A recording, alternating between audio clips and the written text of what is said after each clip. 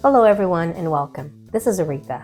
As we enter the month of December, let's start thinking about our goals and resolutions for 2024. Often we wait until the very last days of the year to throw some resolutions together without giving ourselves the time to sit with them and make sure that they are 1. What we truly want, and 2. Realistic and feasible for us. This video is part of a short series I have put together to help us wrap up the year and ease our way into 2024.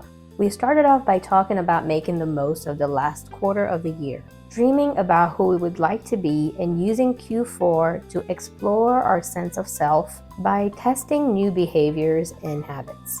Then we talked about setting mini experiments to identify what works for us and what doesn't. This in turn would help us clarify what we wanted more of and less of in the new year. The most recent video in the series was about starting open-ended lists to review, assess, and learn from what has happened in the year so far. Hopefully, you took some extra time to work on your feel-good list and your evidence of awesomeness list. And if you haven't watched the videos I am talking about, I strongly recommend you go watch them when you have a little bit of time. We still have a whole month before the year is over, and this could be a great way to help prepare yourself for the new year. Now back to our goal setting process. By now, you should have a pretty good idea of what you want, what you've learned about yourself over the last year, and what you have discovered through experimenting and testing out some of your ideas. Pause the video here and go back through the lists you have been working on based on our year-end review video. Now that you're back, take a blank sheet of paper and write down at least 10 goals you could potentially pursue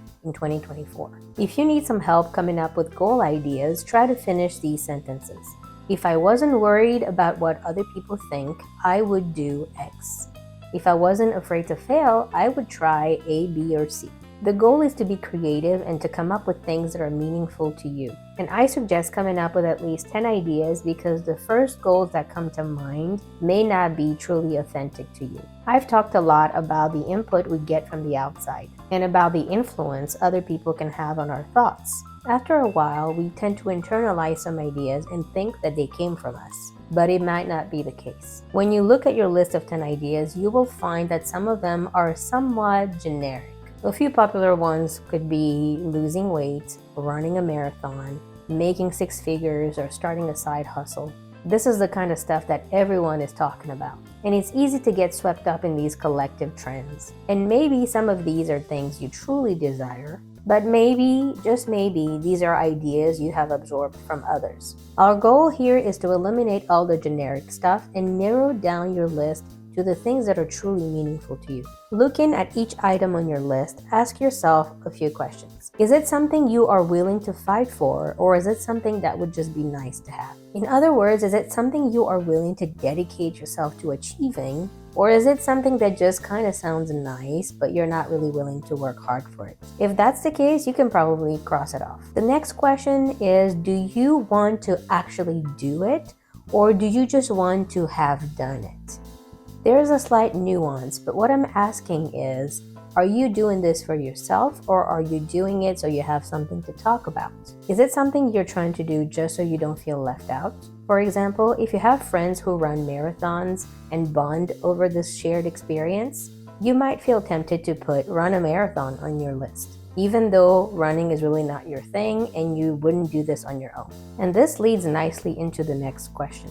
If you could not tell others about it, would you still do it? If you could not brag about this thing or post about it on social media, would you still do it? We are trying to determine if this is something you truly want or if you feel somehow pressured into doing it. And the last question to ask yourself is, has this goal been on my list before? If you find yourself recycling goals from previous years, then you should really take a closer look at those goals. Are these goals still meaningful to you?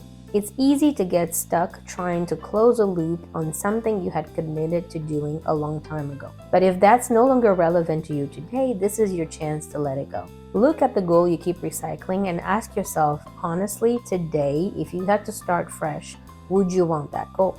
If the answer is still yes, then go ahead and keep it on your list. But ask yourself what you will do differently this year to increase your chances of reaching the goal. If you failed at this before and have no plans of changing your approach this time around, then you're really setting yourself up for failure again. So if you want to renew your commitment to an old goal, you really need to think about what you will do differently to increase your chances of success this time around.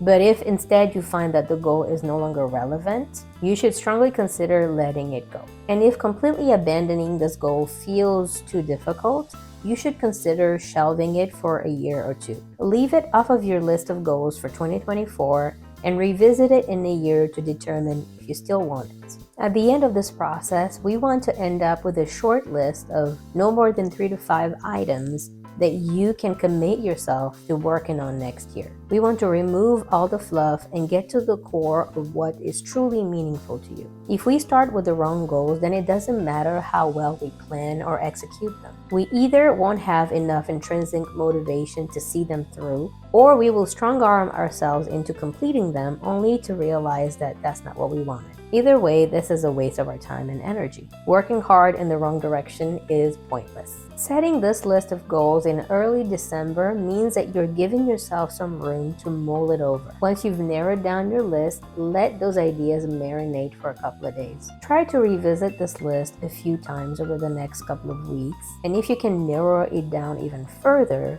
do it. It is much better to be focused on 1 or 2 things that you truly value than to try to do too much at the same time, lose focus, and get pulled in a million different directions. And in the best case scenario, if you narrow down your list to 1 or 2 items and you're able to accomplish them early in 2024, then you can set new goals. That would be an amazing problem to have. This video has been all about identifying the right goals. I think I'd like to do a separate video about planning for our goals and how to achieve them in the next year. So if you're interested in that, stay tuned. Remember to be gentle with yourself this entire month. What we want is self-compassion and genuine curiosity. We want to set you up in the best way possible for the new year. So no judgment and no beating yourself up. So please take care of yourself, and I'll see you in the next video.